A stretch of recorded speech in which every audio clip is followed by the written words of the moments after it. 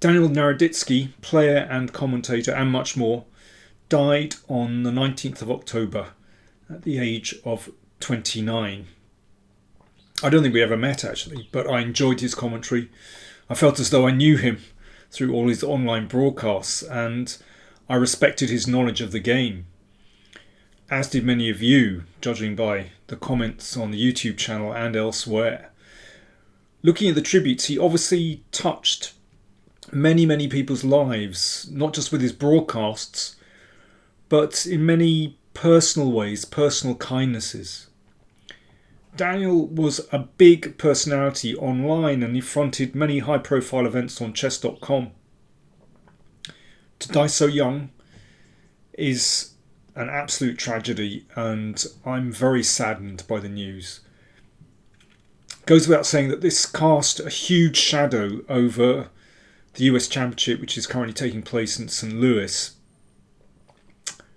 So many of the participants, commentators and others working there know Daniel as a colleague, as a friend. Levon Aronian spoke about Daniel after the round was over, and he said that if there'd been a way of not playing the game, he would have taken it, but there wasn't. He accepted that. So he said he played without caring about the result. His opponent, Sam Shankland, wrote that he was utterly devastated, and he played in a similar spirit to Levon. I'm going to show you their game. In a way, it's their tribute to Daniel Naroditsky. Both played with a free hand, without care, with daring, yet with enormous skill. And in so doing, they produced something that was truly memorable. From round 8, here is Levon Aronian versus Sam Shankland. Levon was white, and he opened with e4 and with c5. From Sam, it's clear that they were both happy to have a good old scrap. Open Sicilian and Najdorf variation. Bishop e2. Now there's lots of ways for black to play this. I always like playing e5, the traditional Najdorf pawn structure, but you can play with g6. Sam went for e6, so now we've got a Scheveningen position. And Levon went for a really sharp idea. So bishop e3, instead of casting, already reveals something that perhaps he wants to castle queenside early. The most orthodox ways for black to play are, bishop e7, knight c6. But knight d7 indicated from Sam that he was going for a very sharp setup, because he wants, with knight d7, you want to play b5 and bishop b7 and a quick rook c8. g4, there we go. So, both players absolutely going for it. Threatening to push with g5, just like the, kind of Kerry's attack. So h6 is necessary, which holds up the advance, and then black is ready to play b5, bishop b7. So Levon plays f4, and then b5, and g5. Now, I remember this variation from years back. I remember a couple of games played by Walter Brown. I wonder if Sam knew these games. 8 rook h3, played by Walter Brown, the six-time US champion, Mr. Six-time. I suspect Sam did know these games. He's a very good theoretician. So this rook comes down. It looks crazy. So if pawn takes, then rook takes bishop. And Levon played bishop f2. And in the game Tchaikovsky against Brown, Manila 1976, Walter actually sacked with rook c3. Well, tried to sack, but after this, Tchaikovsky absolutely mangled him. Actually, it was a fantastic game with a very nice sacrifice. But instead of that, Sam played better. He played knight g8. I know it looks miserable to drop the knight back, but there are certain weaknesses that white has created in advancing the g-pawn. I mean, one is that this knight can come to that beautiful central square e5. So white has to be very aggressive here. Otherwise, black will get a foothold in the middle with knight e5 and maybe sack the exchange. So, Levon is not afraid to go forward. g6. And on every move now, this position could very easily tip one way or the other to be in white's favour or black's favour. It's so sharp. Of course, if that's taken, then knight takes e6. So g6 basically undermines the e6 pawn. Queen f6. So protecting the e6 pawn. And now an incredible idea from Levon. If bishop g4, then the rook drops back here and it looks like a mad square, but the point is that after this you can see that e6 is protected. So first of all, Levon plays bishop h5, threatening to take here. Sam took, and only then bishop g4. So that it's useless playing rook h6 because it simply doesn't protect the pawn on e6. So a very clever idea from Aronian. So Sam was forced to sack the exchange. I mean, in itself, not bad to break up these pawns, but it buys a little time basically. So after knight e5, you can see now this pawn is protected. And that is a fantastic knight on e5. So this in itself is compensation. And g5. So you never know. This one might happen at some point, and it gives the queen some room over here as well. a4. So Levon looking to create counterplay on the queen side. Queen h6, hitting the bishop.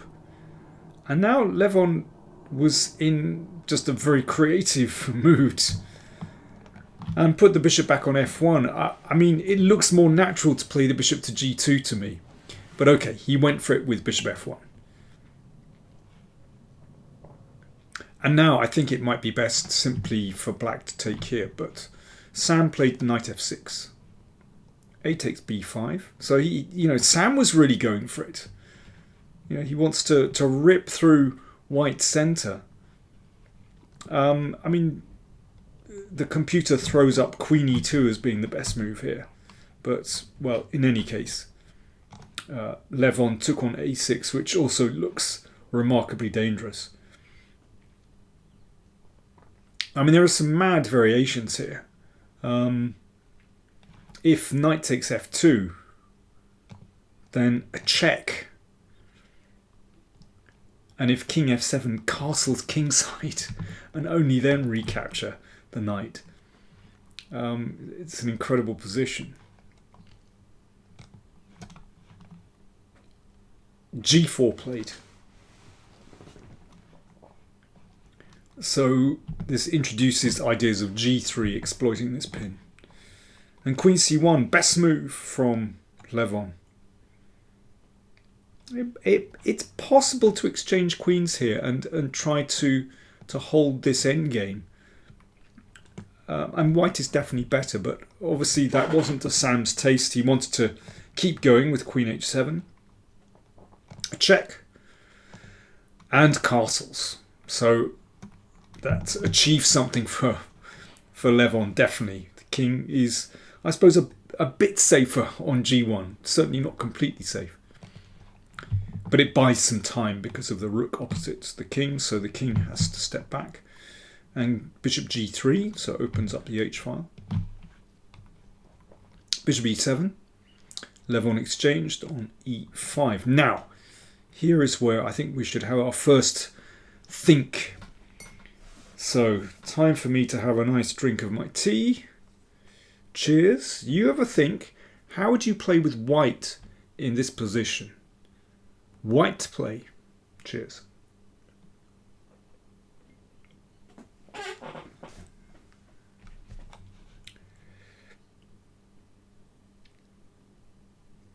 Well, Levon played bishop d3, which it turns out is inaccurate. I mean, it looks very strong to pin the knight to the queen. I mean, this is such a complex position. I'm certainly not casting aspersions against either player. It's a fantastic fight. In fact, the best move is queen e1. Very difficult to appreciate why, but there are some beautiful variations after this that I really wanted to demonstrate. So, for example, if bishop h4, then knight f5 is a fantastic idea. So bishop takes queen, there's a check, and a check here, and white is lots of material up. Okay, so what about pawn takes knight? Then there's a check, and then queen takes knight. Beautiful idea. Hitting the rook, and if pawn takes, then again the queen drops, and that's completely winning for white. I mean, there are other ideas. g3 can be met by, well, captures, and then knight c6, and white is doing extremely well. I mean, it's funny, it looks like bishop d3 is sort of similar.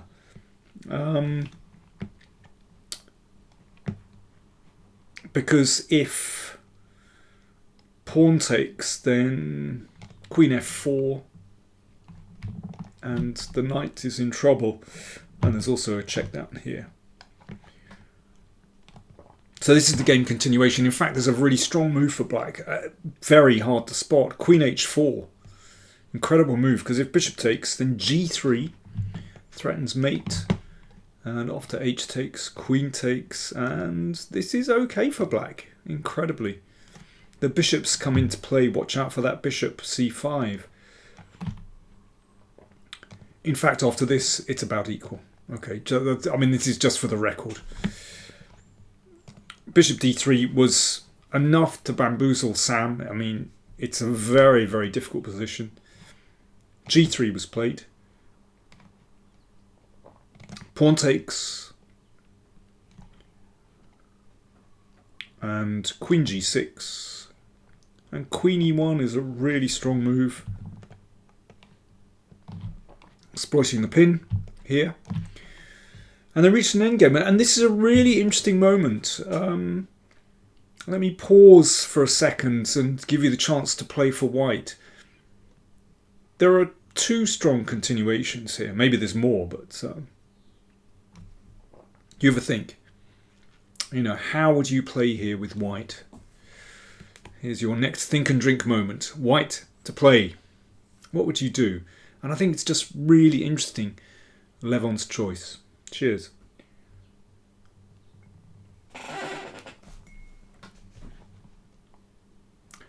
Levon wasn't keen to take back material. He simply played here. He could have played rook f3, which hits the knight. So if pawn takes, then rook takes knight, and white is better, probably winning. And if e4, should be winning for white. But instead, he just wanted to keep the initiative. And it's a decision that worked perfectly. Pawn takes, a7, obviously with this huge threat. So bishop d6 prevents that. Takes. So basically black is just really tied up here. If this bishop ever reaches the long diagonal, then that's fatal.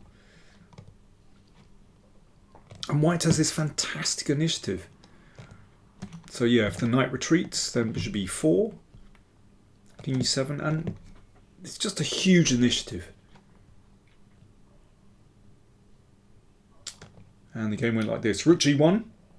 Again, if this one retreats, then bishop e4. So bishop b7, c5, and now a simplification. And with this pawn on a7, this is winning for white. But Levon showed superb technique. So he wants to bring the bishop round here. And that'll be a winning rook and pawn endgame. So rook f8. Rook f1. I mean, really, Sam can't avoid a rook exchange because that rook is coming down. But at least he plays rook f6 to set up some kind of defense. And now an excellent move. Bishop c4. So this basically ties black to the defense of the e-pawn, because if that advances, then d5 is winning on the spot. So it's necessary for black to defend this. Only way is with the king. And now black is just paralyzed. King f4. Bishop a8. And Levon starts a march of the king. And basically, if black does nothing, then this king will just advance up the board all the way. A check. And c6, you can see this is game over. So that's why Sam started to advance the f-pawn, but now there's an opening here. So, I mean, Levon still could have played this, but he played it very safely, just bringing the king back. Ready to come in. Black's king's still tied to the defense of this pawn. f4. King came across. So if king d7, then the bishop comes back. An exchange. And the king just comes in, obviously completely winning. So king f6, bishop e2. Again, threat of bishop f3. And Sam played this. And after that, he resigned. So Levon wins the game. If king takes, then bishop f3. Seals the deal. An amazing game. I mean, there were, you know, I've only touched upon the critical moments, really. There were so many ups and downs there, but played in a fantastic spirit by both players under extremely difficult circumstances. And I think, yeah, it's worth remembering Daniel Naroditsky at this moment again.